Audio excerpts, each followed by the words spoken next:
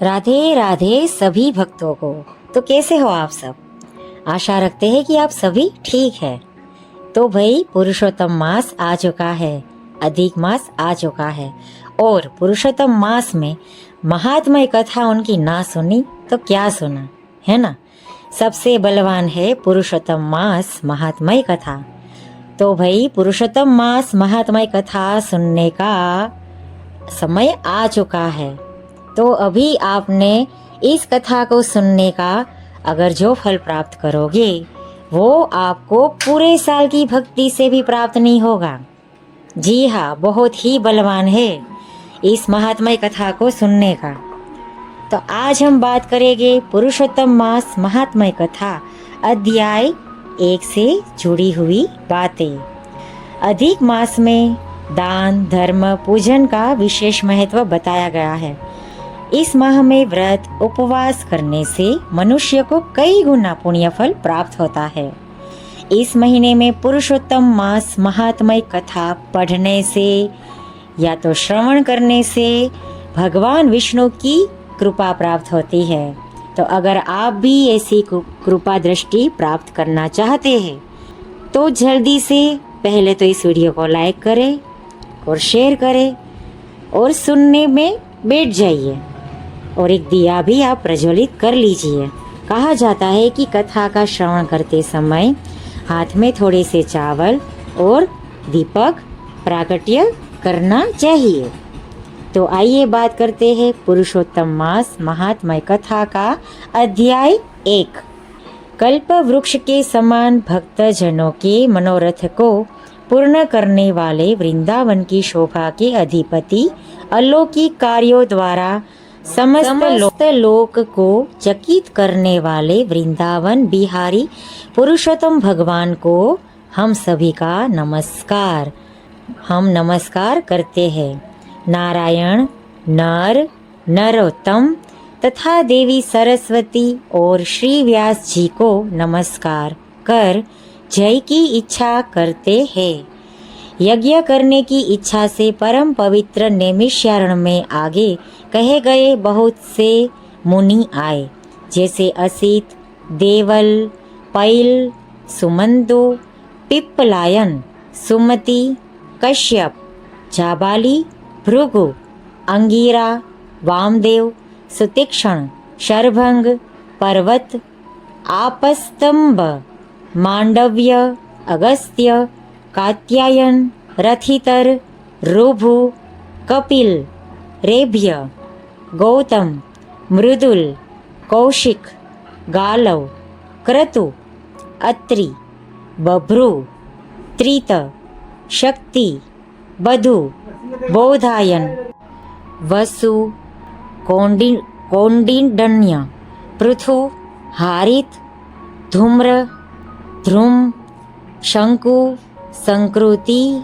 शनि, विभांडक, पंग, गर्ग, काणाद, जमदग्नि, भारद्वाज, धूमप, मौन भार्गव, कर्कश, शौनक तथा महातपस्वी शतानंद, विशाल, वृद्ध विष्णु, झरझर, जय, जंगम, पार, पाशधर, पूर, महाकाय, जैमिनी, महाग्रीव, महाबाहु, महोदर, महाबल, उदालक, महासेन, आर्त, आमलक प्रिय, उध्वबाहु, उध्वपाद, एकपाद, दुर्धर, उग्रशील, जलाशी, पिंगल, अत्रि, ऋभु, शांडिर, करुण, काल, केवल्य, कलाधार, श्वेतबाहु, रोमपाद, कद्रु, कालाग्नि, रुद्रग, श्वेताक्षर, आद्य, शरभंग, पृथुश्रवस आदि शिष्यों के सहित, ये सारे शिष्यों के नाम थे।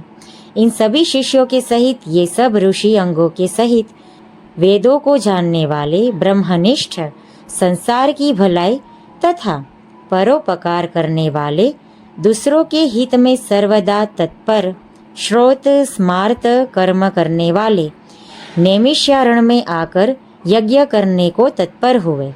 इधर तीर्थ यात्रा की इच्छा से सूत जी अपने आश्रम से निकले और पृथ्वी का भ्रमण करते हुए उन्होंने नैमिषारण्य में आकर शिष्यों के सहित समस्त मुनियों को देखा। संसार समुद्र से पार करने वाले उन ऋषियों को नमस्कार करने के लिए पहले से जहाँ वे इकट्ठे थे वही प्रसन्न चित्त सुत जी भी जा पहुँचे।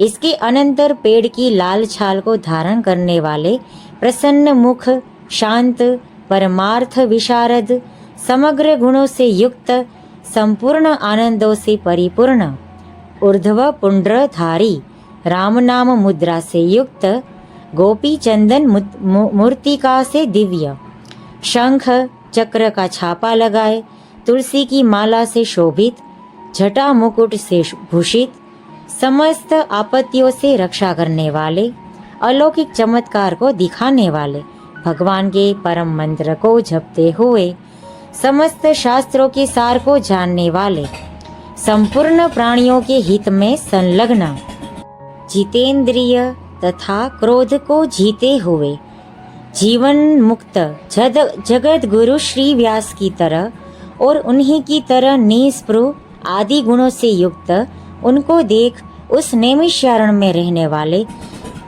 समस्त महर्षि गण सहसा उठ खड़े हुए विविध प्रकार की विचित्र कथाओं को सुनने की इच्छा प्रकट करने लगे। तब नम्र स्वभाव सूत जी प्रसन्न होकर सब ऋषियों को हाथ जोड़कर बारंबार दंडवत प्रणाम करने लगे। ऋषि लोग बोले, हे सूत जी, आप चिरंजीवी तथा भगवत भक्त हो। हम लोगों ने आपके योग्य सुंदर आसन लगाया है। हे महाभाग, आप थके हैं, यहाँ बैठ जाइए। ऐसा सब ब्राह्मणों ने कहा। इस प्रकार बैठने के लिए कहकर जब सब तपस्वी और समस्त जनता बैठ गई, तब विनय पूर्वक तपोवृद्ध समस्त मुनियों से बैठने की अनुमति लेकर प्रसन्न होकर आसन पर सूत जी बैठ गए। तदंतर सूत को सुखपूर्वक बैठे हुए और श्रम रहित देखकर पुण्य कथाओं को सुनने की इच्छा वाले समस्त ऋषि ये बोले, हे सूत जी, हे महाभाग, आप भाग्यवान हैं। भगवान व्यास के वचनों के हार्दिक अभिप्राय को गुरु की कृपा से आप जानते हैं। क्या आप सुखी तो हैं? आज बहुत दिनों के बाद कैसे इस वन में पधारे? आप प्रशंसा के पात्र हैं। हे व्यास शिष्य शिरोमणि, आप पूज्य हैं। इस असार संसार में सुनने योग्य हजारों विषय है, परंतु उनमें श्रेयस्कर थोड़ा सा और सारभूत जो हो वो हम लोगों से कहिए। हे महाभाग, संसार समुद्र में डूबते हुओं को पार करने वाला तथा शुभ फल देने वाला आपके मन में निश्चित विषय जो हो वही हम लोगों से कहिए। हे अज्ञान रूप अंधकार से अंधे हुओं को ज्ञान रूप चक्षु देने वाले, भगवान की लीला रूपी रस से युक्त परमानंद का कारण, संसार रूपी रोग को दूर करने में रसायन के समान जो कथा का सार है वह शीघ्र ही कहिए। इस प्रकार शौनकादिक ऋषियों के पूछने पर हाथ जोड़कर सुत जी बोले। सुत जी क्या बोले सुनिए। हे समस्त मुनियों, मेरी कही गई सुंदर कथा को आप लोग सुनिए। हे विप्रो, पहले मैं पुष्कर तीर्थ को गया। वहां स्नान करके पवित्र ऋषियों, देवताओं तथा पितरों को तर्पणादि से तृप्त करके तब समस्त प्रतिबंधों को दूर करने वाली यमुना के तट पर गया। फिर क्रम से अन्य तीर्थों को जाकर गंगा तट पर गया। पुनः काशी आकर अनंतर गया तीर्थ पर गया। पितरों का श्राद्ध कर तब त्रिवेणी पर गया। तदंतर कृष्णा के बाद गंडकी में स्नान कर पुलह ऋषि के आश्रम पर गया। धेनुमती में स्नान कर फिर सरस्वती के तीर पर गया। वहां के विप्रो त्रिरात्रि उपवास कर गोदावरी गया। फिर कृतमाला, कावेरी, निर्विंध्या, ताम्र पर्णिका, तापी, वैहायसी, नंदा, नर्मदा, शर्मदा नदियों पर गया। पुनः चर्मणवती में स्नान कर पीछे सेतुबंध रामेश्वर पहुंचा। तदंतर नारायण का दर्शन करने के हेतु बद्री वन गया। तब नारायण का दर्शन कर वहां तपस्वियों को अभिनंदन कर पुनः नारायण को नमस्कार कर और उनकी स्तुति कर सिद्ध क्षेत्र पहुंचा। इस प्रकार बहुत से तीर्थों में घूमता हुआ कुरुदेश तथा जंगल देश में घूमता घूमता फिर हस्तिनापुर में गया। हे द्विजो, वहां यह सुना कि राजा परीक्षित राज्य को त्याग बहुत ऋषियों के साथ परम पुण्यप्रद गंगा तीर गए हैं और उस गंगा तट पर बहुत से सिद्धि है भूषण जिनका ऐसे योगी लोग और देवर्षि वहां पर आए हैं। उसमें कोई निराहार, कोई वायु भक्षण कर, कोई जल पीकर, कोई पत्ते खाकर, कोई श्वास ही को आहार कर, कोई फलाहार कर, कोई फैन का आहार कर रहते हैं। हे द्विजो, उस समाज में कुछ पूछने की इच्छा से हम भी गए। वहां ब्रह्मस्वरूप भगवान महामुनि व्यास के पुत्र, बड़े तेज वाले, बड़े प्रतापी श्री कृष्ण के चरण कमलों को मन से धारण किए हुए श्री सुखदेव जी आए।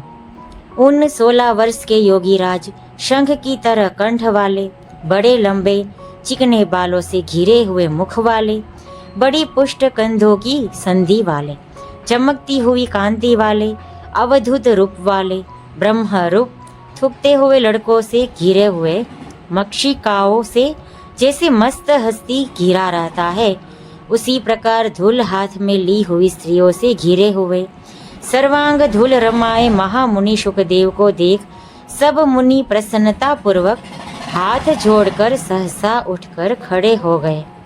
इस प्रकार महामुनियों द्वारा सत्कृत भगवान शुक को देखकर पश्चाताप करती हुई स्त्रियां और साथ के बालक जो उनको चिढ़ा रहे थे दूर ही खड़े रह गए और भगवान शुक को प्रणाम करके अपने अपने घरों की ओर चले गए। इधर मुनि लोगों ने सुखदेव के लिए बड़ा ऊंचा और उत्तम आसन बिछाया। उस आसन पर बैठे हुए भगवान शुक को कमल की कर्णिकाओं के जैसे कमल के पत्ते घेरे रहते हैं, उसी प्रकार मुनि लोग उनको घेर कर बैठ गए। यहाँ बैठे हुए ज्ञान रूप महासागर के चंद्रमा भगवान महामुनि व्यास जी के पुत्र शुकदेव ब्राह्मणों द्वारा की हुई पूजा को धारण कर तारागणों से घिरे हुए चंद्रमा की तरह शोभा पा रहे थे। इति बृहन्नारदीये श्री पुरुषोत्तम महात्म्ये प्रथमोध्यायः। तो ये था पुरुषोत्तम मास महात्म्य कथा का प्रथम अध्याय। तो आपको मेरा ये वीडियो कैसा लगा, ये कथा श्रवण कैसा लगा, वो कमेंट बॉक्स में ज़रूर बताएं। लाइक और शेयर करना बिल्कुल ना भूलें, ताकि अधिक मास के जितने भी भक्त हैं उन तक मेरा ये वीडियो और मेरा ये सेवा कार्य उन तक वीडियो का सेवा पहुंच पाए। और हाँ, मेरा मनोबल बढ़ाने के लिए आप सब्सक्राइब ज़रूर करें, ताकि हम ऐसे और भी आगे वीडियो आपके लिए लेके आए और आपको कथा, बार, त्योहार या अच्छे दिन या तो ब्रज के दर्शन, ये सारी मंगल कामना युक्त चीज़ें, कार्य, घटनाएं, सभी वस्तु आपके समक्ष हम प्रस्तुत कर पाए। इसके लिए आप हमें प्रेरित करें, लाइक करके, कमेंट करके, वीडियो को शेयर करके और हाँ, हमारी चैनल को सब्सक्राइब करके बिल्कुल भी मत भूलिए। हमारा बहुत ही मनोबल बढ़ेगा, तो हम पे भी आपकी कृपा प्राप्त होगी और इसी तरीके से आपके ऊपर भी भगवान श्री कृष्ण, भगवान श्री विष्णु और लक्ष्मी जी और राधा रानी की स्वयंभू कृपा दृष्टि बहुत ही ज़्यादा प्राप्त होगी।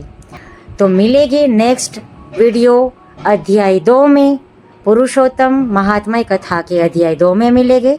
तब तक के लिए आप सभी को मेरा जय जय श्री राधे कृष्ण।